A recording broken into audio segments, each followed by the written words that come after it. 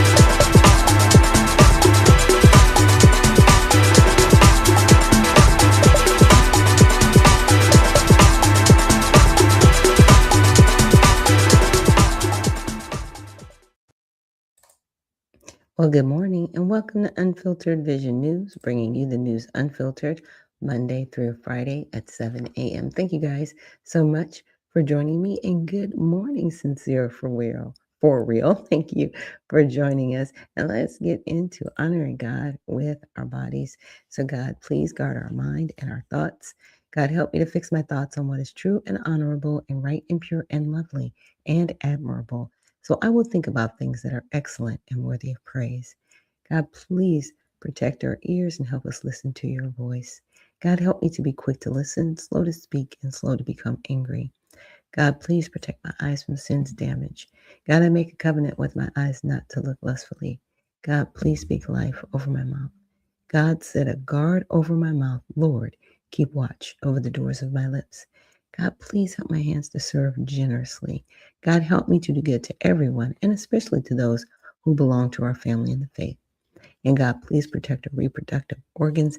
Help us to honor you, God, with purity. God, help me to honor you with my body. And God, please protect our feet as we walk along your path. God, let your word be a lamp for my feet and a light on my path. And so that is something I try to make sure I say every morning. Sometimes I don't always. Sorry, I got to adjust my background here. I know it's going to get better. I'm just saying. But thank you guys again for joining me here. So, of course, there's been a lot of news. There's been a lot of Supreme Court decisions. They've just been slamming it down. But we're going to start with our trending topics on X. And so some of the trending topics are feeding our future fraud fugitive arrested in Somalia. So some of these individuals thought that they could just, I'll just go to Somalia. They won't find me. Yes, they will. Oh, yes, they will. And I think it was, and I would just say allegedly, Ilhan Omar did say, well, if the FBI can find crimes and they find people, then let them find them. Well, apparently they did. So that's happening. And you're going to be extradited and brought back here to face trial. Now, the question still becomes, because this is it's like it's a little bit of both state and federal, because the state got the federal funding and then the state distributed the funds, and then the fraud occurred at the state level. It's kind of a weird case, but in any event, some of it fell in the federal realm. that is why this person is, being held account. And I appreciate that. What I would like to see is for them to serve time, and then after they, serve their time here, I want them deported, and them and anyone of their lineage in perpetuity can never apply for citizenship in this country. You're barred. You're barred from the country forever because you're doing us no good and all harm. That's where I'm at. That's just me. So, calls revive Harry Reid's 1993 bill after birthright citizenship ruling. Interesting. Calls revive Harry Reid's bill. What is that? Let's check that out. Good morning, Spud. Thank you so much for joining us this morning. And so it says Trump ruling in the Trump versus Barbara upheld the 14th Amendment guarantee of citizenship for nearly all children born on U.S. soil, striking down President Trump's 2025 executive order as beyond presidential power.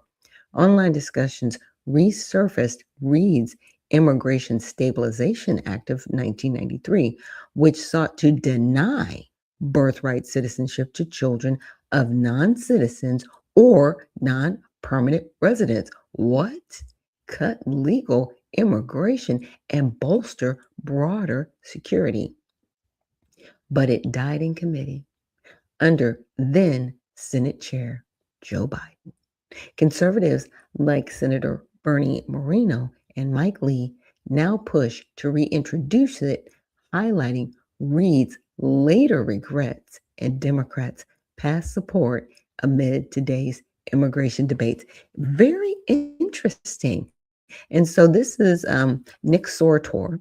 He says Senator Bernie Moreno pledges to run former Democrat Senate leader Harry Reid's exact 1993 bill eliminating birthright citizenship for children of illegals.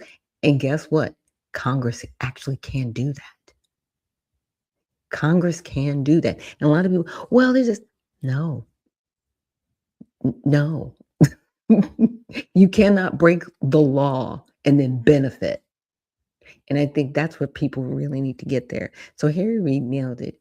If you break our laws by entering this country without permission and give birth to a child, we reward that child with U.S. citizenship and guarantee full access to all public social services this society provides. No sane country would do that, right?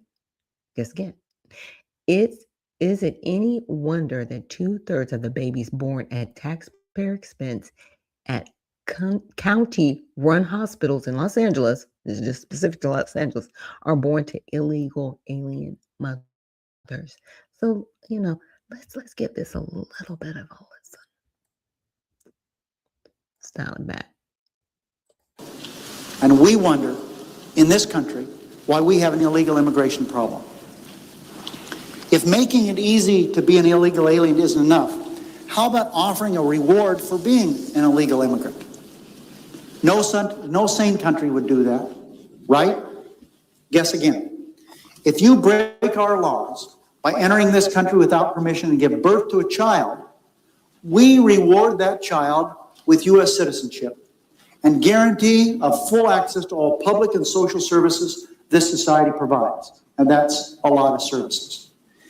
Is it any wonder that 2/3 of the babies born at taxpayer expense at county-run hospitals in Los Angeles are born to illegal alien mothers?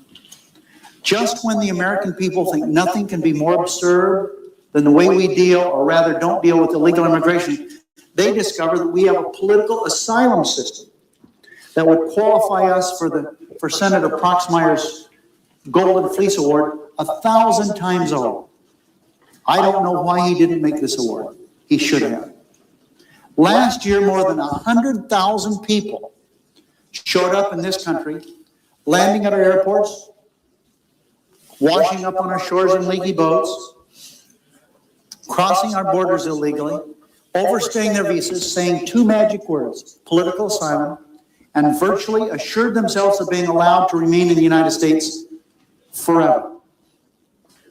Anyone, no matter how specious the claim, can utter those words and usually within a matter of hours be released on their own recognizance onto the streets of our country with a promise that they'll show up for hearing 18 months later? Can anyone really say they're surprised that the vast majority of asylum applicants never, ever show up for these hearings? And there was no accountability. This was 33 years ago. This was after amnesty, by the way. I just want to make that clear. Okay. Oh, man. Okay, yeah, leave it the way it is. Sometimes it goes in and out. And I'm like, no, don't lose my topics. Now, Supreme Court upholds Mississippi mail ballot grace period. 5-4 ruling. Yes, we know. y'all are okay with, what was it, election week? Not election day. Election week, election month, election season. You don't care. And I have something that I was going over where somebody, I guess, I forget what state it is, but apparently the somebody working at the county level, they took the ballots and they ripped them up. They ripped up election ballots and absentee ballots, and they were found in the trash. And this person is going to face trial. But what are we doing? We really can't have fair elections anymore. People have gotten to the point where they are just petulant children. Well, we just don't like it, so we're just going to rip it up and we're just going to change the results because we want what we want. You are the same. You are people who just don't need to be in office. It's just horrible. Just horrible. So with that, let's get into some of our topics on all sides. So the birthright citizenship ruling sparks debate over constitutional authority. So the Supreme Court on Tuesday ruled that birthright citizenship remains protected under the Constitution, rejecting President Trump's effort to end it. He wasn't trying to end it. What he was trying to do is end illegals coming here and having children. That's what he was trying to do.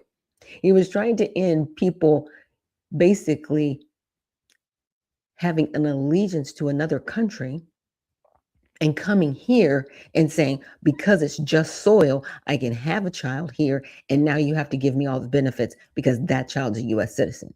Because even the Supreme Court said that child's a U.S. citizen regardless of their parents' status, because what our forefathers did not predict, but they did say something, they did not predict that people would be allowed to be in here illegally. They really thought we were just gonna, uphold the border. I'm just saying, we didn't do that.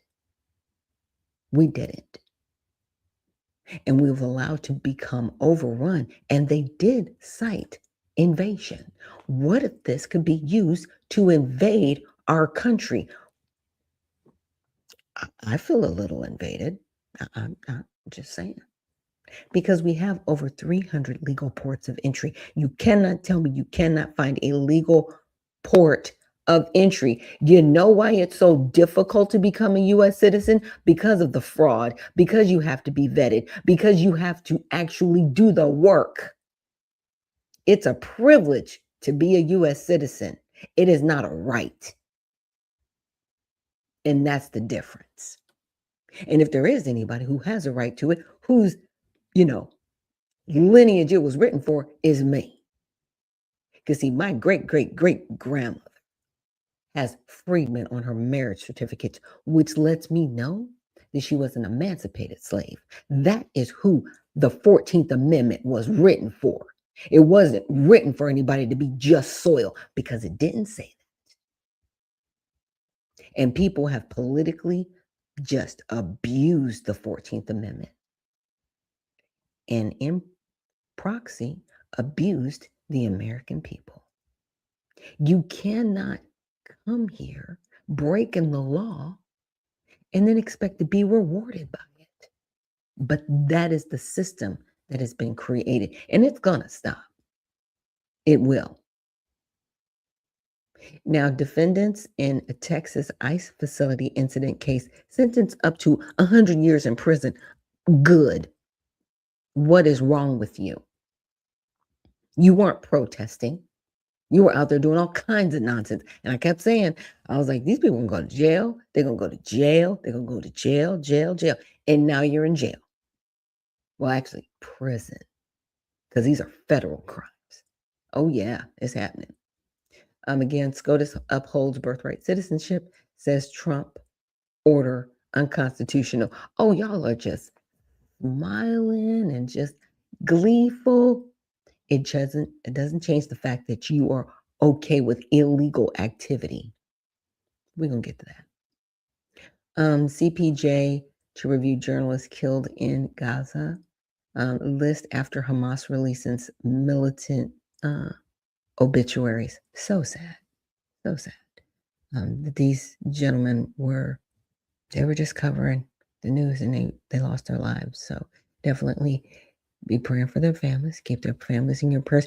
You may not, and all the times, with these conflicts, it's like, well, they're the enemy, and these people, they still have families. There was still somebody that loved them. Right or wrong, just saying, we need to pray. Okay. The European heat record temps, excess deaths, climate change, and biased headlines. Yeah, it's getting hotter because the more trees that you cut down and the more cement you have, yeah, it's going to be hotter. That's just, it is what it is. So if anybody's terraforming the planet, it's us humans. Yeah, but it needs to stop. And it's interesting because the same people that talk about climate change are the people abusing the climate more than we do. Who's driving, flying all these Lear jets everywhere, putting chemicals in the air? Not me, because I don't own one. Just saying. Look, I'm out of that conversation. Just saying. A media divided over Trump's Great American State Fair.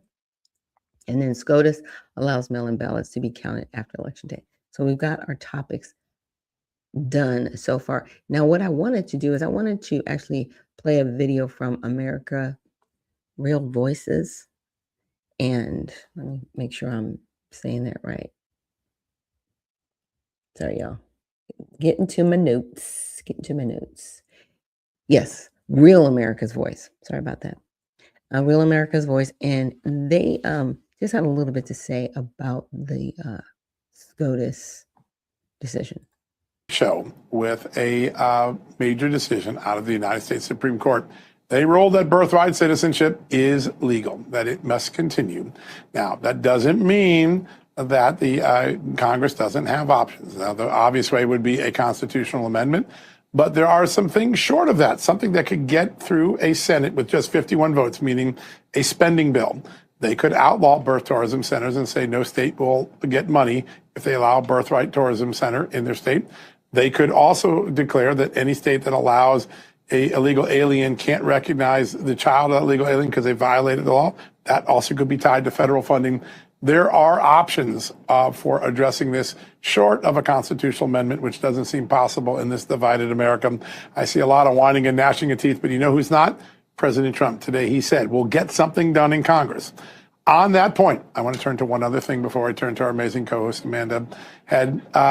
Today, it is clear that the White House is working on a plan with House Speaker Mike Johnson to get the Save America Act down. Now, in its current form, the Save America has 4 components, including birthright citizenship and a ban on men and women's sports. The court dealt with that today. They don't have to worry about the ban anymore on women's sports.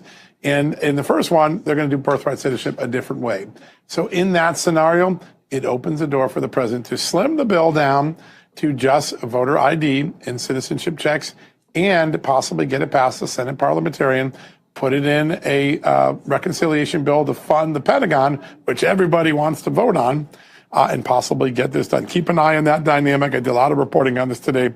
It is very real up in Capitol Hill. And with that, I'm going to turn to Amanda Head, who's at the White House. She has the very latest here. Also, on a second big ruling, Amanda, on women's sports. Welcome. How's it out there? Pretty warm, huh?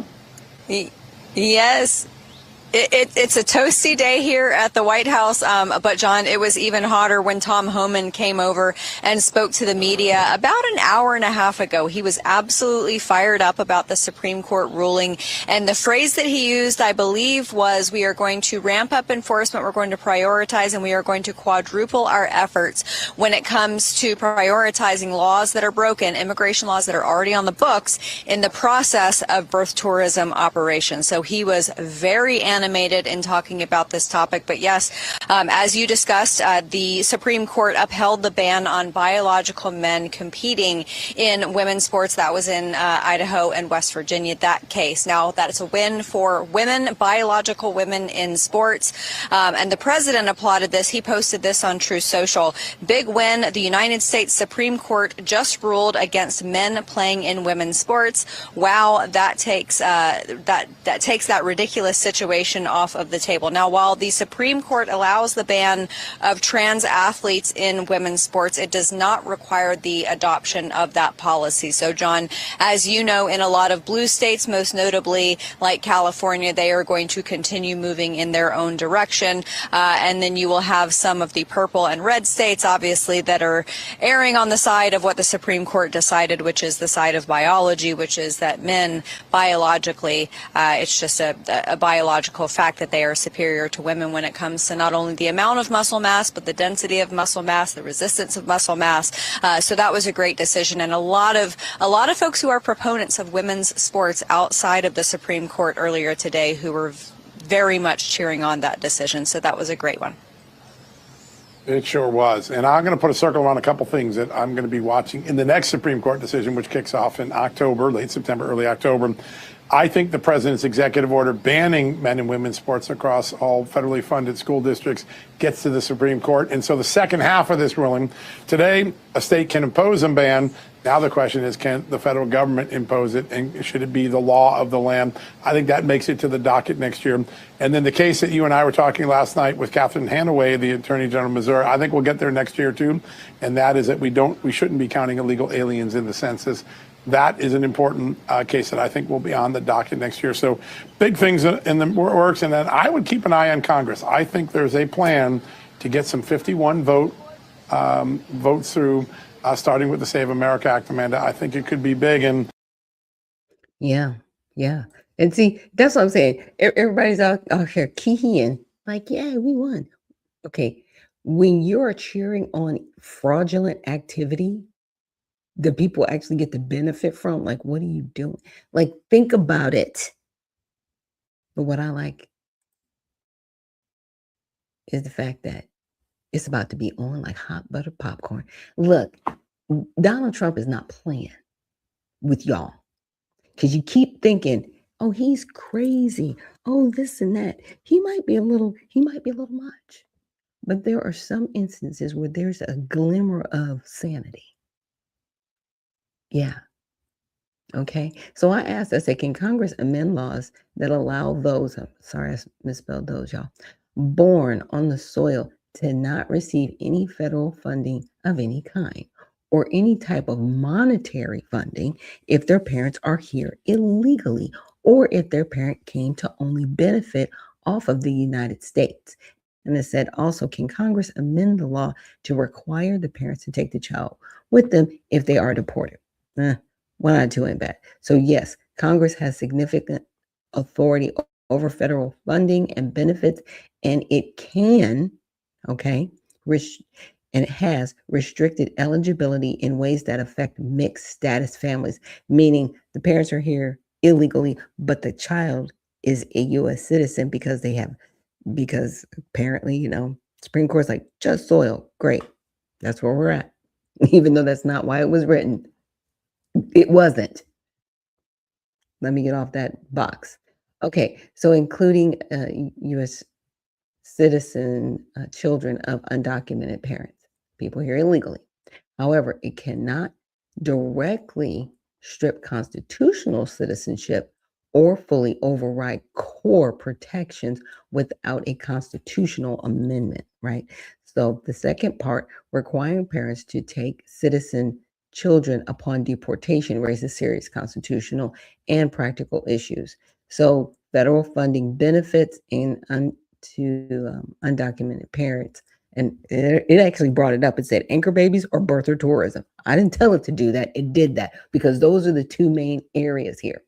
So citizenship itself is protected under the 14th Amendment, right?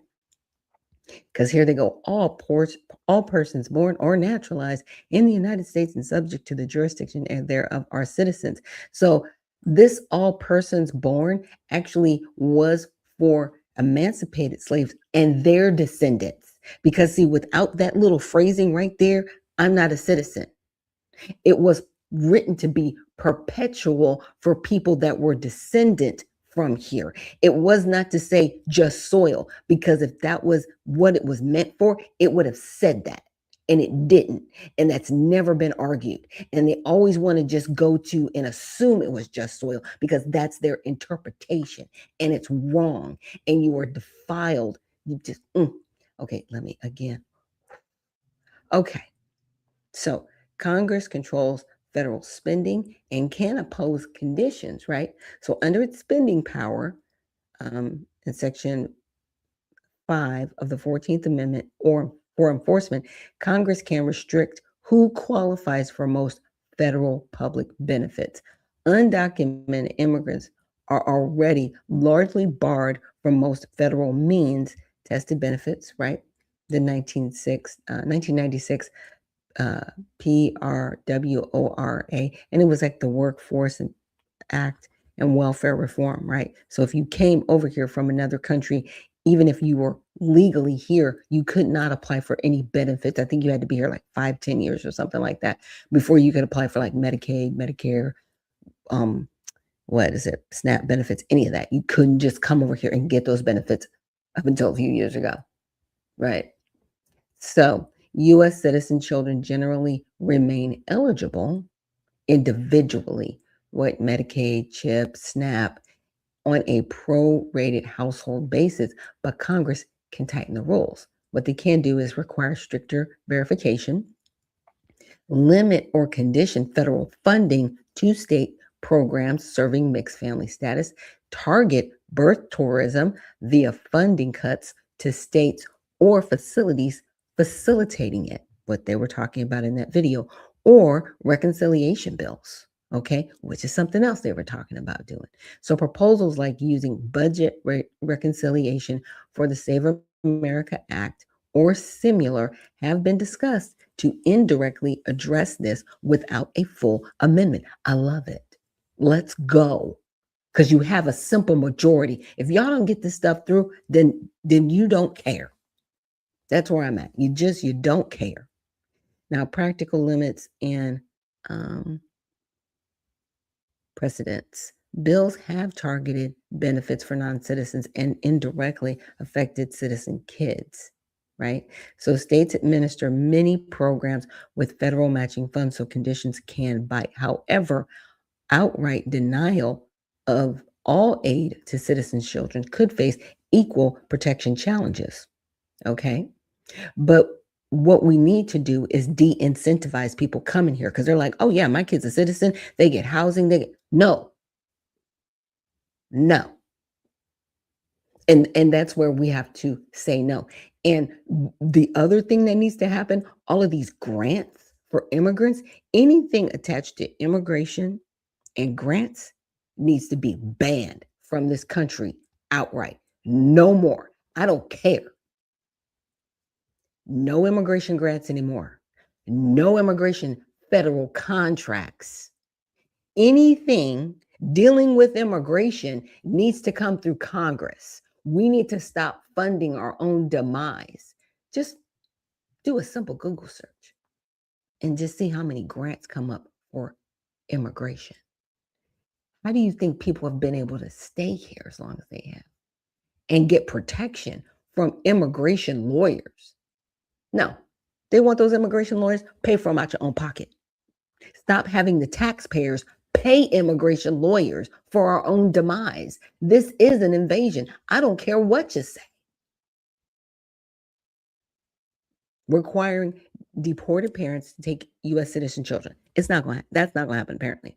Congress cannot force deportation of citizens or mandate parents to take them in a way that overrides parental rights or due process. Interesting. They get parental rights, but just again, my soapbox, my goodness.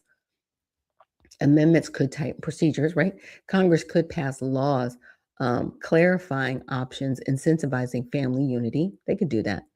Bottom line, Congress can do a lot on benefit funding via legislation, which is good. Core birthright citizenship it says constitutional, in my opinion, No, they got it wrong. They got it wrong. They hang their hat on somebody who claimed domicile. So deportation of family is handled case by case. Now, I said with birth tourism, the child goes with the parent, and that isn't considered deportation because it's not.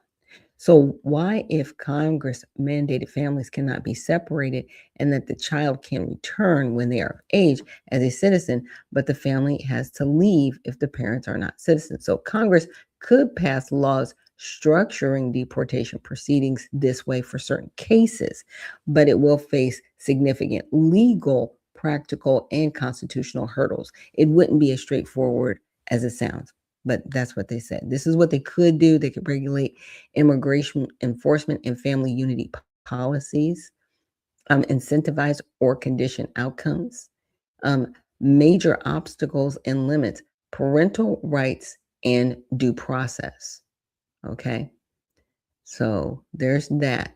So it's not that simple in practice. This is already close to what happens in many cases. So deported parents often take their U.S. kids with them voluntarily to keep the family intact, right? In some cases, the government doesn't deport the child, it removes the parent and the child accompanies. And that's all I'm saying. And there have been like, well, I think it was like 1.3 million did that like last year.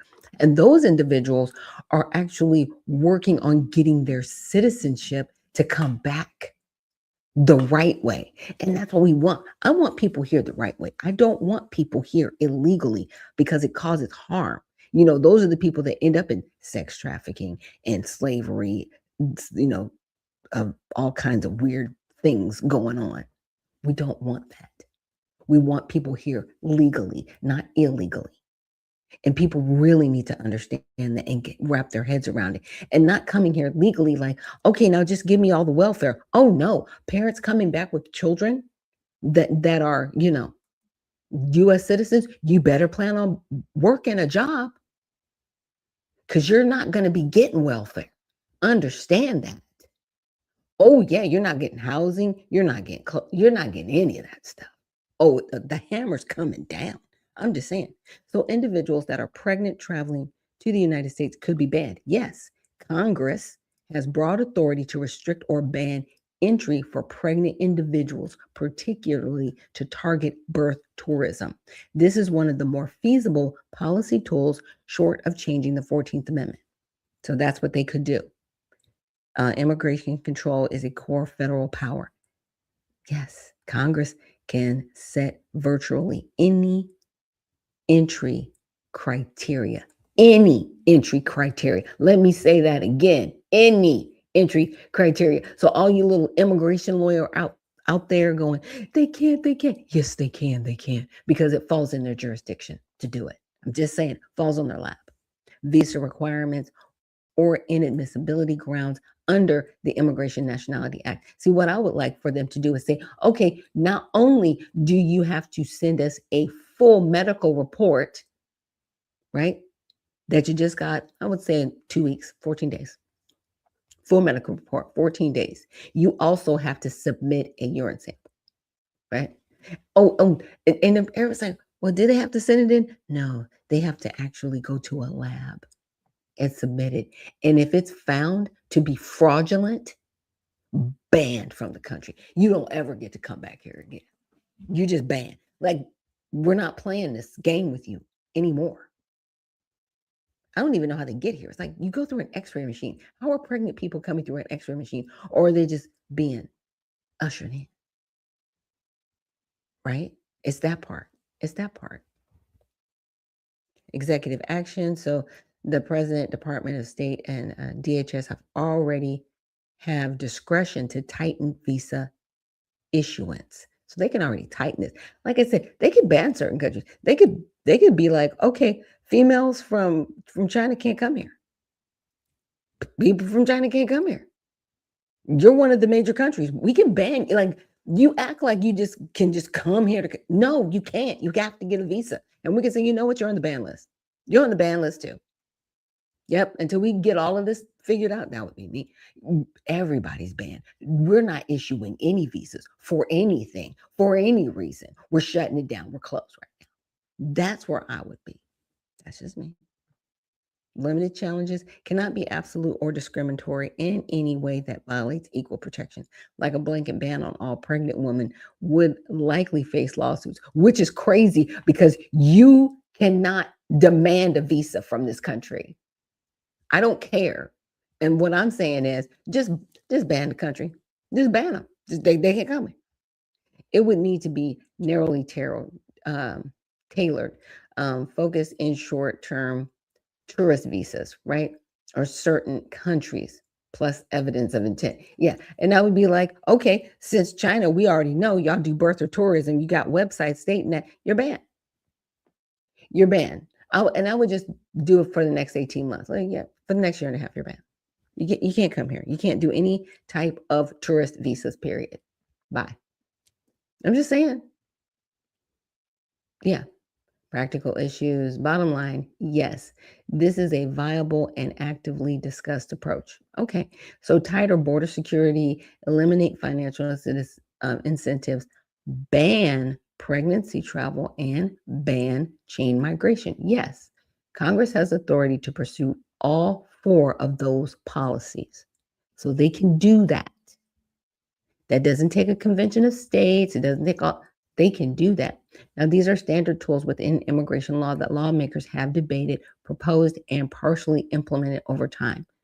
Okay, so tighter border security, eliminate financial incentives, right? And PROWA was one of them. Tighten eligibility, ban pregnancy travel. Yes. Ban and limit chain migration. See, this is another one that happens. So Congress controls this entirely. Let me say that again. They control that entirely.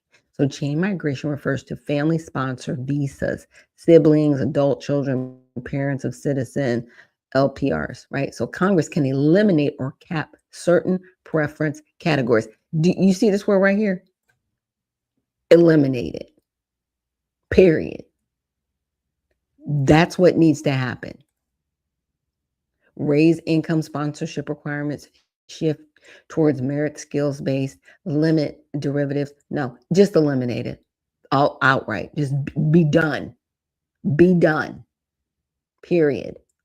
So can you outline any provisions in the big beautiful bill, HR 1, that could be amended to reflect what has been discussed here? Yes. So HR 1 is a large reconciliation packet. It already contains provisions related to border security, immigration enforcement fees, and some benefit tax restrictions. These could serve as vehicles for amendments aligning with the policies discussed, right? So let's see, Title IV, Committee, Homeland Security, this would be covered border security, border barrier system and construction, amend to expand the wall fencing funding. I wouldn't worry about that, and it includes specific anti-birth tourism screening infrastructure.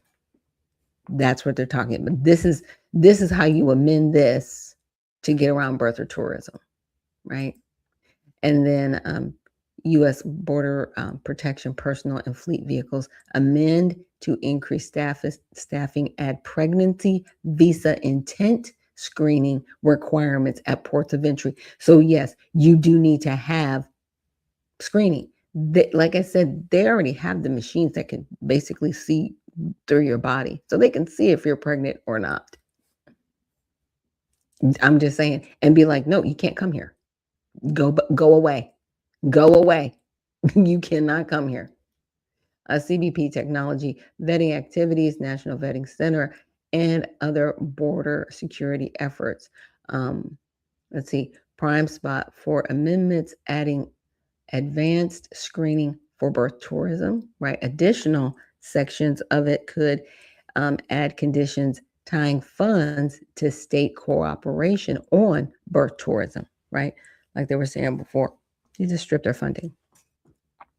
Committee on the Judiciary for Asylum, Immigration Matters, Part 1, multiple sections imposing or raising fees for asylum, employment authorization, parole, TPS, special immigrant juveniles. So they could amend to add new high fees or surcharges specifically for a certain non-immigrant visa, right? With pregnancy-related disclosures or penalties tied to birth tourism. Yep. You're not going to have a baby here. And you're going to have to pay a fine when we find out that was your intent to come over here. I love it.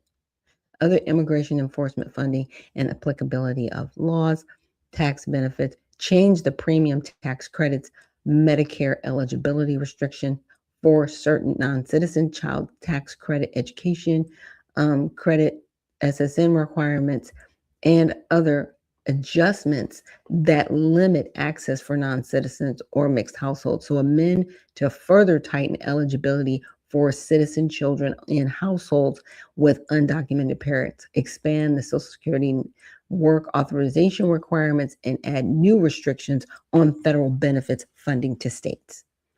So I will leave this for you guys, but yeah, there is a way to get around it. So it says HR 1 already moves in the direction of stronger enforcement and restrictions, targeted amendments to the Homeland Security and Judiciary titles would be the most direct path.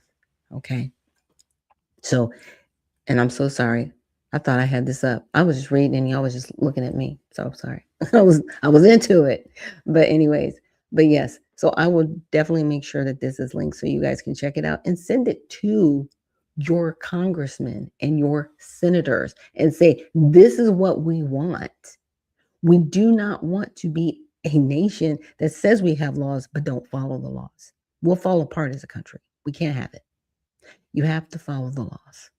That's the only way we've been around for 250 years, by God's grace. Look, by God's grace, I don't care what you say. The only reason we are here is by the grace of God. That's it. So I want to thank you guys for joining me here today on Unfiltered Vision News. We will be back tomorrow with our Mighty Men Thursday. But thank you so much for joining me here today for Women in Wellness Wednesday, where we're just talking about a little bit of constitutional wellness, right? It's something that we definitely need. So remember, stay well, stay focused, and stay unfiltered. We will see you in the next one.